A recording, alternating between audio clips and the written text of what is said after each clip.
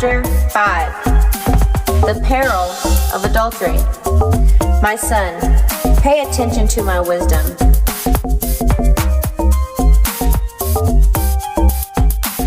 Lend your ear to my understanding, that you may preserve discretion, and your lips may keep knowledge. For the lips of an immoral woman drip honey, and her mouth is smoother than oil. But in the end she is bitter as wormwood, sharp as a two-edged sword. Her feet go down to death, her steps lay hold of hell.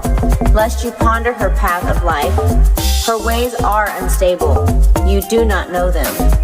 Therefore hear me now, my children, and do not depart from the words of my mouth. Remove your way far from her, and do not go near the door of her house, lest you give your honor to others, and your years to the cruel one, lest aliens be filled with your wealth, and your laborers go to the house of a foreigner, and you mourn at last, when your flesh and your body are consumed, and say, how I have hated instruction, and my heart despised correction. I have not obeyed the voice of my teachers, nor inclined my ear to those who instructed me. I was on the verge of total ruin, in the midst of the assembly and congregation.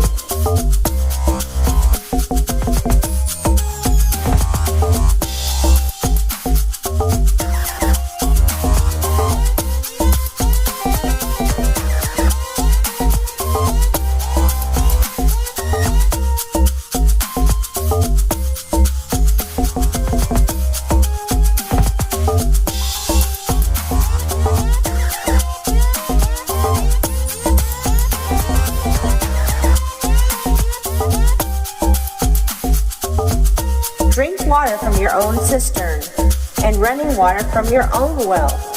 Should your fountains be dispersed abroad, streams of water in the streets? Let them be only your own, and not for strangers with you. Let your fountain be blessed, and rejoice with the wife of your youth. As a loving deer and a graceful doe, let her breast satisfy you at all times, and always be enraptured with her love. For why should you, my son, be enraptured by an immoral woman, and be embraced in the arms of a seductress? For the ways of man are before the eyes of the Lord, and he ponders all his paths. His own iniquities entrap the wicked man, and he is caught in the cords of his sin. He shall die for lack of instruction, and in the greatness of his folly.